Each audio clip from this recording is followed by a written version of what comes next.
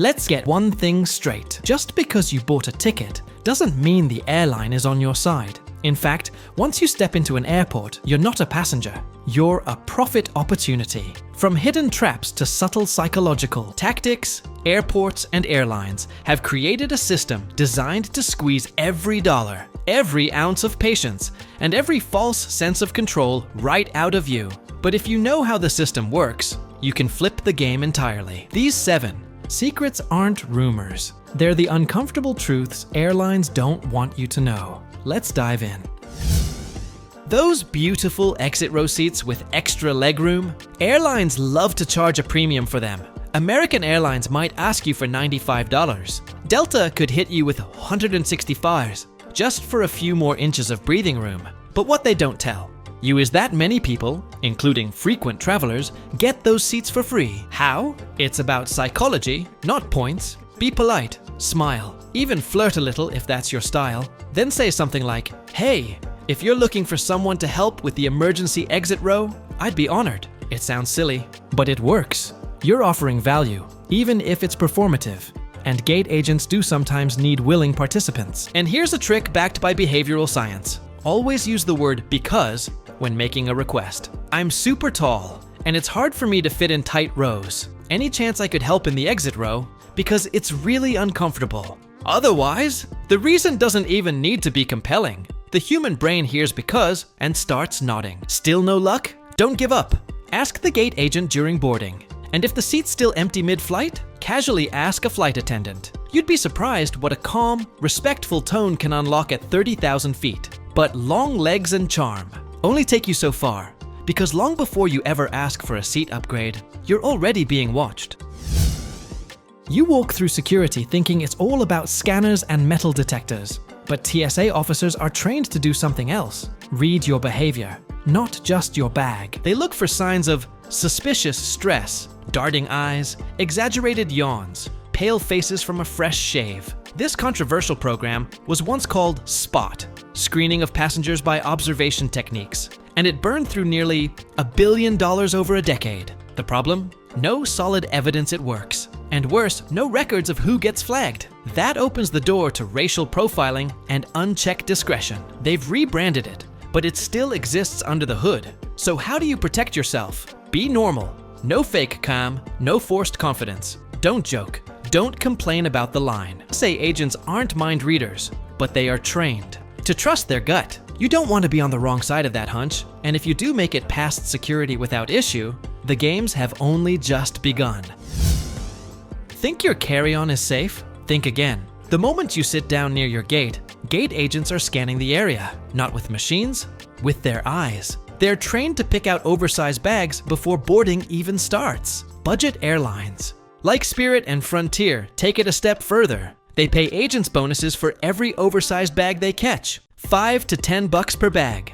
That's right, they turn your luggage into a bounty. That incentive creates a ticking time bomb of enforcement. Even if your bag barely fits the requirements, you're at risk of getting flagged. So what's the move? Go stealth. Don't sit in plain sight. Keep your bag between your legs or hidden. Under your coat. Black backpacks and duffels blend in more than flashy rollers. And soft bags are easier to smush into, even if you're borderline. In this game, appearance matters as much as measurements. But if you think hiding your bag is enough, here's a bigger trap most people walk into without even knowing. It feels innocent. You walk up to the gate, nervous about your bag size, and decide to test it in the metal sizer.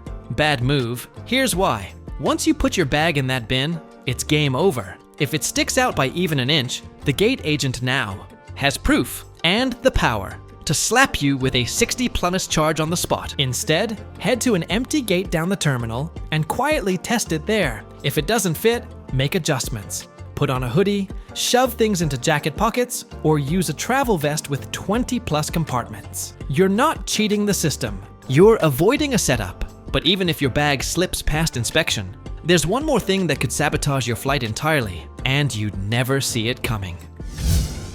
You hear it all the time. This flight is just delayed by 30 minutes, then another 30, then another, and then cancelled. Airlines intentionally break up delays into smaller chunks, and there's a reason. They want you to stay put. If they announce a 3-hour delay, half the passengers will try to jump on other flights. That's bad for business. So instead, they breadcrumb the truth. They also want fewer people storming the counter, asking for food vouchers or refunds. The smaller the delay, the quieter the passengers. Meanwhile, you're stuck waiting endlessly with no accurate info.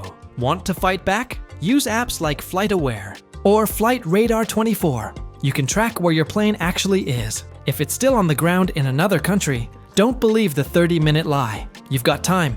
Use it wisely. But even if your plane shows up on time, that doesn't mean your seat is guaranteed, because now airlines are letting software decide who flies and who doesn't.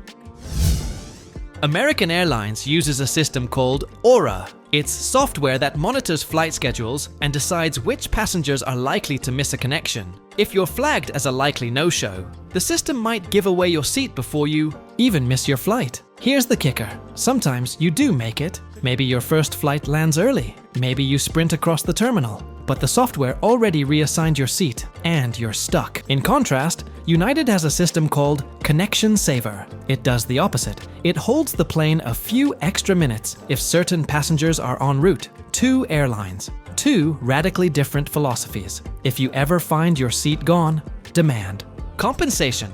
You were denied boarding involuntarily, and that comes with perks. Think food, hotel, or even cash. Still think you're in control of your travel plans. Just wait until you hear what's happening inside the cabin.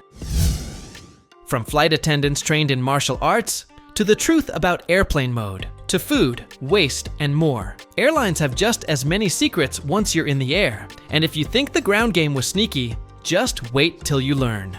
What's going on at 35,000 feet? I've exposed it all in the next video. Trust me, you don't want to miss it.